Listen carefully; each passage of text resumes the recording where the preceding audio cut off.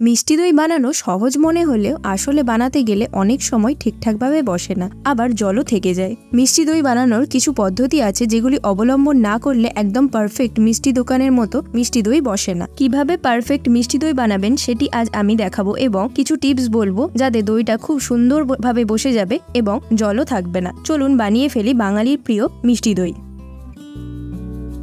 দই বানানোর জন্য প্রথমে একটি প্যান নিয়ে নিয়েছি, ওতে 1 লিটার দুধ নিয়ে নেব। আমি এখানে 500 গ্রাম ওজনের দই বানাবো, তাই এখানে আমি 1 লিটার দুধ নিয়ে নেব। দুধটি অবশ্যই ফুল ফ্যাট নেবেন, গরুর দুধ হলে তো কোনো কথাই নেই। প্যাকেট দুধ কিনলে দোকান থেকে জেনে নেবেন এটি ফুল ফ্যাট দুধ কিনা। ফুল ফ্যাট দুধ হলে দইটি খুব ভালো জমবে। এবার একটু ঢাকা দিয়ে দুধটা গরম করে নেব। এখানে দুধটি ঠান্ডা ছিল, তাই গরম করার জন্য আমি একটু ঢেকে গরম করে নেব। এইভাবে দুধটি নাড়িয়ে নাড়িয়ে ফুটিয়ে নেব, না হলে দুধটির ফ্যাট যেটা থাকে সেটা নিচে ধরে যাবে। আর দইয়ে দুধের গন্ধ যাতে না থাকে তার জন্য আমি একটা এলাচ ফাটিয়ে এইভাবে দিয়ে দিচ্ছি। এইভাবে ফুটিয়ে ফুটিয়ে আমাদের প্রায় 50% থেকে 60%-এর মতো কমিয়ে নিতে হবে। এই পর্যায়ে দুধটি এসে যাওয়ার পর যখন গাঢ় হয়ে যাবে, আরও গাঢ় করে নেওয়ার জন্য ফুটন্ত দুধ থেকে আমি 1 বাটি দুধ এইভাবে তুলে নিচ্ছি। তারপর তাতে 10 টাকার একটি গুঁড়ো দুধের প্যাকেট দিয়ে ভালোভাবে মিশিয়ে নেব।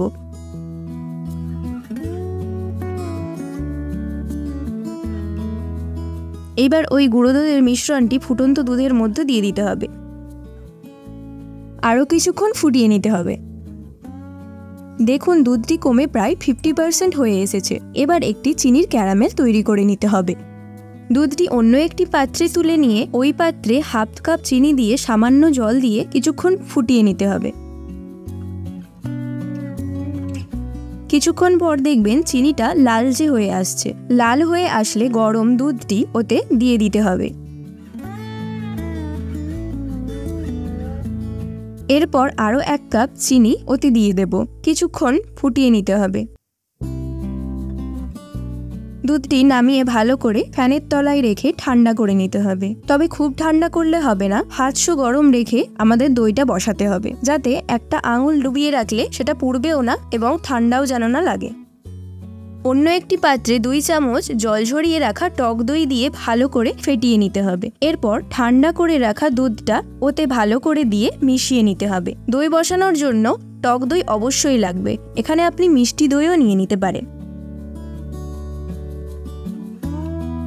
এবার একটি মাটির হাঁড়ি নিয়ে নিতে হবে। মাটির হাঁড়ির গায়ে এইভাবে টক দই দিয়ে মিশিয়ে নিতে হবে। মাটির হাঁড়িতে দই বসালে দইটি খুব ভালোভাবে জমে যাবে এবং যে এক্সট্রা জলটা থাকবে সেটা হাঁড়িটি টেনে নেবে।